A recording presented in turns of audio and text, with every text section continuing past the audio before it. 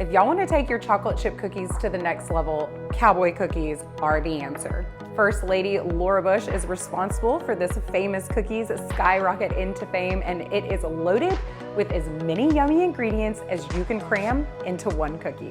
Welcome to the Anthony Kitchen. I'm Kelly Anthony, and in this kitchen, we are all about using great recipes to bring you and your loved ones closer together. Cowboy cookies are hearty enough to satisfy any cowboy's appetite, but they're also great for any pecan or coconut lovers in your life as well. So we're gonna kick off the recipe with the dry ingredients. And in this bowl, I've got 2 1/4 cups of all-purpose flour. Next, going into the mix, we're gonna use baking soda. Be sure not to confuse baking soda with baking powder. That was 2 teaspoons. Now we're gonna add 1 teaspoon of salt to the mix. Now there are a few ingredients that make Cowboy cookies shape up a little differently than your standard chocolate chip cookie, and cinnamon is one of them. So we're gonna do about 1/4 teaspoon of cinnamon. If you really love cinnamon, you could probably go as high as 1/2 teaspoon. So we'll get to those other special ingredients in just a sec, but for now, we're just gonna whisk everybody together and make sure everything is really good and evenly incorporated in here. On to the wet ingredients. So the first wet ingredient we're gonna add to the stand mixer here is gonna be some unsalted butter. I've just softened this up a bit in the microwave. You don't want it to get too soft, just get it to room temperature. That'll be perfect. Into the bowl, about as messy as we could possibly be. No surprise there, this is the Anthony Kitchen after all. Ugh. Okay, now we're gonna add in 3/4 cup of granulated sugar and 3/4 cup of a light brown sugar. If you have dark brown sugar, that's fine. You can use that as well. Into the bowl. Now what we're gonna do is start mixing this. Get it really good and mixed up here. I'm gonna crank up the speed to medium high, and I'm gonna let this mixture cream together for at least 2 minutes. Don't stop until it's nice and fluffy. If you don't have a stand mixer, you can use a large mixing bowl and a handheld mixer on medium-high speed. The butter and the sugar are looking properly creamed. Everything has lightened in color, and it's really nice and fluffy. It's a really good practice anytime you're creaming butter and sugar to just give the bottom and the sides of the bowl a good wipe down, and then let it go just a second for a little bit longer. Perfect. We'll set this aside and crack some eggs. All right, so now we're gonna crack 2 eggs.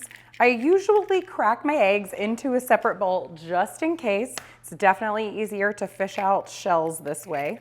So with the mixer back on, we're just gonna add these eggs, just 1 yolk at a time, and give everybody a second to evenly incorporate. This guy is desperate to go in. Okay, and now we'll add that, crank it up. It's really important that your eggs get evenly distributed throughout the wet mix. Otherwise, your cookies will come out all kind of wonky looking. And now we're gonna add not 1, but 2 teaspoons of vanilla, just 2 little pours. Just mix it one more time, and we'll come back again and scrape down the sides of the bowl. And it's time to add the dry ingredients. So we'll just slowly add in the dry ingredients. Let that get nice and incorporated evenly in there. So apparently Laura Bush submitted these Cowboy cookies as a presidential cookie bake-off candidate in maybe Family Circle magazine.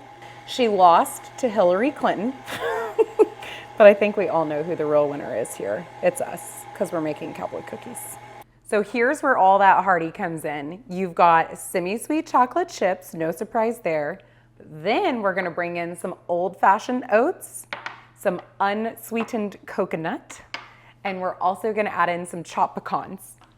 Just gonna give these pecans a rough chop. So now we're gonna bring the dough home. So we're gonna add in those chopped pecans. Make sure you throw a few on the counter over there.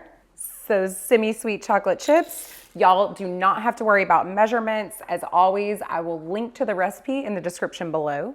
Gonna add in the old-fashioned oats. You can see this dough is bulking up fast. And last but not least, some unsweetened coconut. Just give it a mix on low just until everything is really good and evenly incorporated.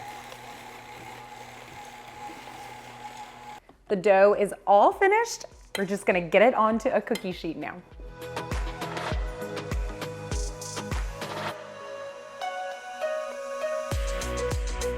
And then we'll bake them in a 350-degree oven for about 12 minutes, and they're gonna come out soft, chewy, and totally delicious. So the cookies are hot out of the oven. They are looking and smelling absolutely amazing. You know they're done when you start to see the tops of your cookies tinging with a golden brown, and you'll also see some golden brown starting along the bottom edges. As hard as it may be to resist, you want to let these cookies set up on the pan. Just give them about 10 minutes and then we can dig in. So check this out. Perfect little chocolate chip cookie ridges. And this cookie is going to have the softest, chewiest, most delicious bite. You and your people are going to love these cookies. Just gonna set my little cookie snack over here on reserve and get these transferred over to my little basket here. This is a really cute idea if you're gonna take cookies to a potluck party. Just get one rectangular or round little container. This is maybe 2.5 inches deep or so, and line it with a pretty dish towel. Make sure it's clean.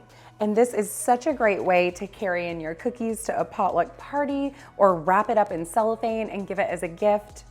Lots of great uses for Cowboy Cookies. If you're on the hunt for more delicious cookie recipes to add to this year's baking lineup, be sure to check out our peanut butter thumbprint cookies next. They've got the perfect kiss to cookie ratio. Thank you guys so much for watching. Remember to click that subscribe button before you go, and I'll catch you next time.